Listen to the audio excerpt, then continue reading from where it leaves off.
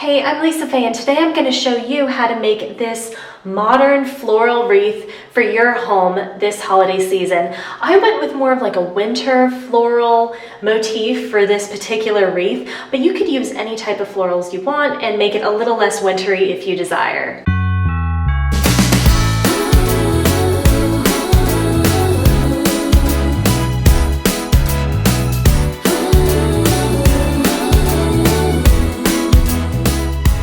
I'm having a little bit of a hard time displaying this on my current wreath hanger that I have on the door, which I kind of rigged up. So it doesn't look the best, but if you have a nicer hook to put this on, that would be preferable. If you're new here to the channel, please take a moment and hit that subscribe button. I would really appreciate it. All right, let's get started. Prior to getting started on this project, I just laid out all of the florals and the greenery and everything that I had on the wreath form just to kind of get an idea of how I wanted it to look. So here is the wreath form. It's just this thick wire. I removed the tag, and that's actually covering up the area that the two pieces of wire, the ends, joined. So you want to have that be at the bottom of your wreath where you're putting all of the florals on top of it. So I initially did try hot gluing things to this wire, and it did not work. So I decided that I needed to wire the base on here. So I'm using some of this floral wire. I think it's 24 or 26 gauge wire. And I'm using it to just wire on these pieces of greenery that, I mean, you can use a piece of garland, use whatever you have really, onto this wire wreath form. And by doing this, you'll kind of create more of a base to which you can attach all of the flowers and other leaves and just everything else you want to attach. So I really just tried to build things up a little bit so that I had more of a substantial backing to which I could work with instead of just the wire hoop. And so you can see here that it really did create more of a base that I could work off of. And on the ends here, I'm attaching kind of more decorative pieces of greenery. There's some glitter on them, and I thought that that would look really festive on there as well. Once I got to around this point, I kind of decided, you know, I need a little bit more to work off of on the bottom for attaching some of these larger florals. So I decided to add in another piece of the greenery, the garland here, and that really was kind of a turning point for me because it really did help quite a bit in the end. And I feel like this is just something that you kind of need to just gauge as you go along, like how much you need to add to build your wreath off of, and you'll figure it out. So I added in some of these little, what are these, eucalyptus sprigs? I added these in, and at this point I was trying to make things a little bit symmetrical. I didn't want this entire wreath to be completely 100% symmetrical. I wanted it to be balanced, but not perfect. So that's kind of what I was going off of. Oh, and here you can see me trimming some of these leaves. These gold leaves were really pretty, and I really liked how they looked, but they really were a little bit rough around the edges from when they were made. So I kind of had to just trim off little excess bits that were left from the manufacturing process. And you may have to do that with some of the florals you have as well. I really do recommend doing a little bit of cleanup here and there. It can make a difference and lead to a more polished finished product.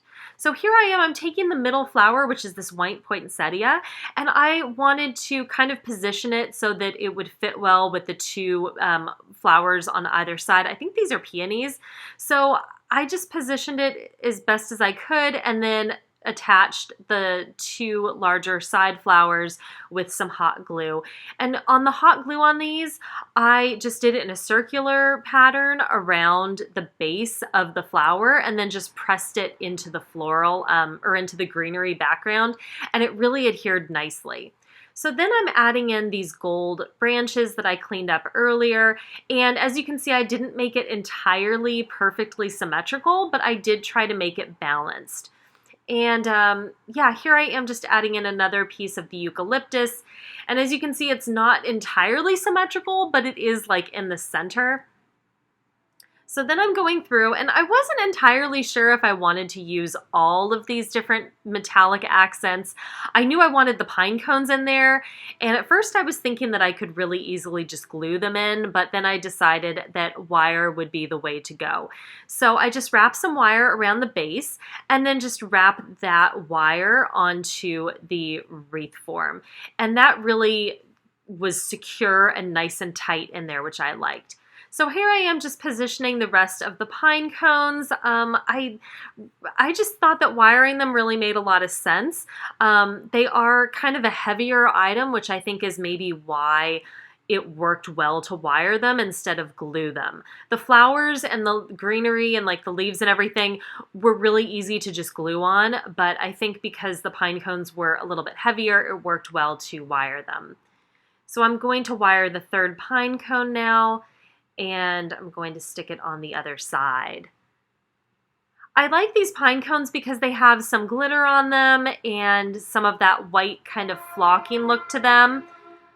Wow, that was a loud train going by. Okay, I'm not even going to bother cropping that out because I just am so amused by that. This is what we have to deal with when we're doing voiceovers over here, is the train going by. It certainly makes things interesting. So yeah, I just really tried to add in these little metallic accents wherever I could and really just kind of add some visual interest to the piece as a whole.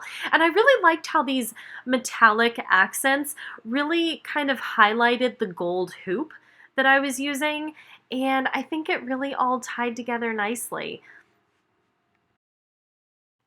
I'd like to stress again that you can use whatever type of florals you would like for this project.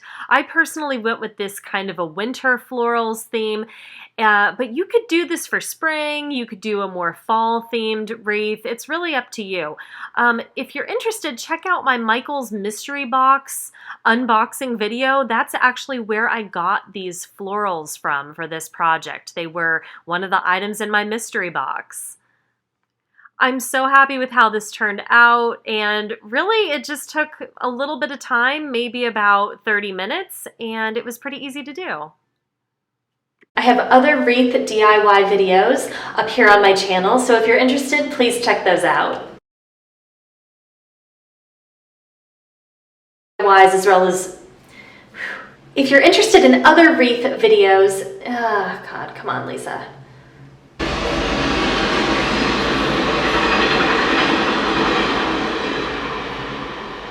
I could use more wine. Thanks for watching. Please subscribe, and I hope to see you back here again soon. Bye.